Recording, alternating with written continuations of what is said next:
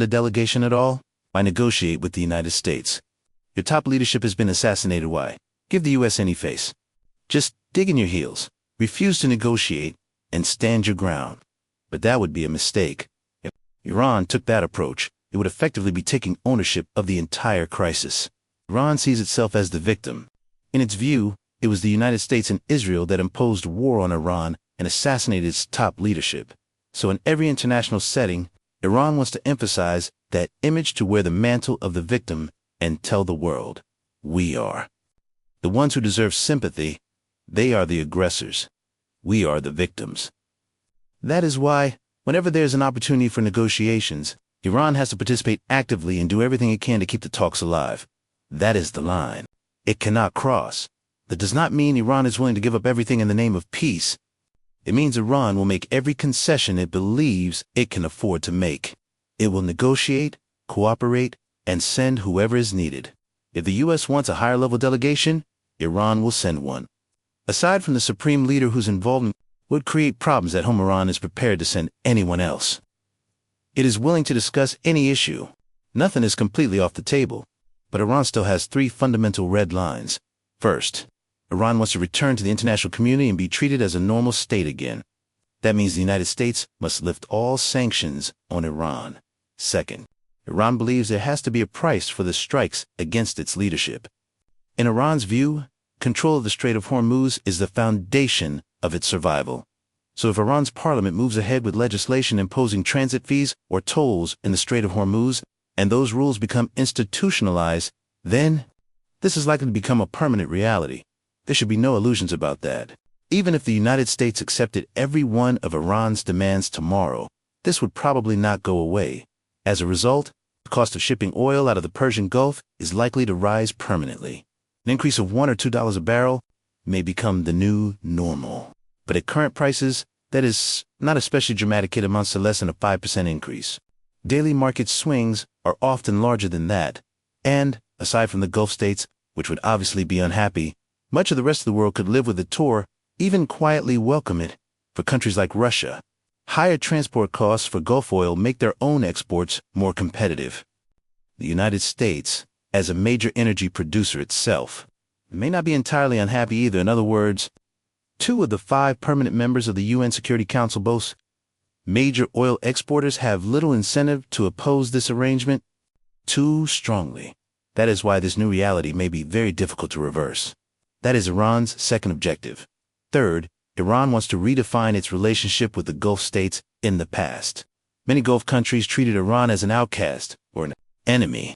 But if Iran truly controls access to the Strait of Hormuz, then those countries may have to start dealing with Iran very differently. In Iran's eyes, they can no longer treat it like a minor player. They will have to acknowledge it as the dominant power in the region and speak to it accordingly. These 3 points are Iran's core demands. They are not. Everything else can be discussed, but these cannot be compromised. For the United States, however, these same 3 points are a non-starter. That's why these negotiations were never going to produce real results. And that was clear from the outset. But Iran's decision to participate actively in the talks is, in itself, a statement-style way of positioning itself as the victim. That's the first point. Second, the United States also needs these negotiations for optics, if nothing else. You could see it clearly. Trump's intentions were obvious. The U.S. showed up at the table, and when the talks didn't go well, Vance gave a knowing smile, slammed his hand on the table, walked out. For Trump, that moment is politically useful now. He can pound his chest and say, "See? I wasn't wrong to strike Iran. Think about it, doesn't that argument write itself?" Before, critics were saying, "Trump, you underestimated Iran. This isn't a country you can provoke lightly. If you push too far, they'll shut down." The Strait of Hormuz, you took an unnecessary risk. You made a major strategic mistake. Now, after these failed talks, Trump has a ready-made response. This wasn't about my judgment. Iran was always going to move in this direction. Didn't create the problem, I just sped up the timeline. Yes, I took a risk, but I did it at the moment when Iran was most vulnerable, when we had the best chance of success. It's because it didn't work out doesn't mean the decision itself was wrong. That's the off-ramp he's created for himself. So, for the United States, what matters is not whether the negotiations succeed, but that they happen at all. In fact, Washington likely never expected them to succeed in the first place. Do you see the dynamic? In this situation, Iran is fine with it, and the U.S. is fine with it. Both sides just need to show up. Producing an actual agreement is almost beside the point. But then the question becomes, who is actually losing here? Who is in the most awkward position?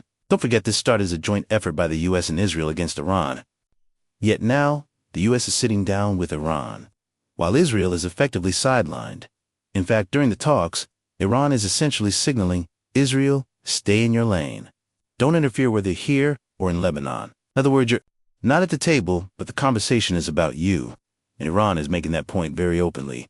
What's striking is that the United States is going along with it. Within this framework, Vance and the Iranian delegation reportedly argued back and forth for 21 hours. And honestly, even 21 minutes of that kind of exchange would be enough to make Israel uneasy.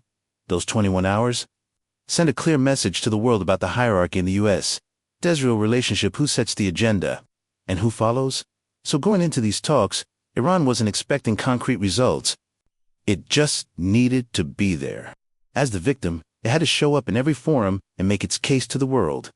From Iran's perspective, simply participating meant that it had already achieved its objective.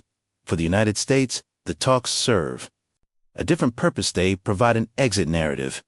If negotiations fail, that can be framed as proof that the earlier strike was justified. We tried diplomacy, it didn't work. That's why we acted. Of course, that doesn't mean this will rescue Trump politically. It won't. The United States is still the dominant power. It can pull others along, set the tone, shape the narrative. And people understand that. They praise the U.S. They're often just smoothing things over, offering convenient justifications. We've seen this kind of language before. Yes, they lost their homes, even their lives, but they gained freedom. That's the narrative. The catch is this: you have to deliver results. You have to make people prosper, you have to lead the hunt and bring something back. If you fail, then Sarai, you're seen as a weak leader. And sooner or later, you'll be held accountable. So Trump's political troubles won't disappear just because he's found an offerant. Otherwise, he's stuck an edge, sitting on a powder keg. Even so, this is still an improvement. It serves its purpose.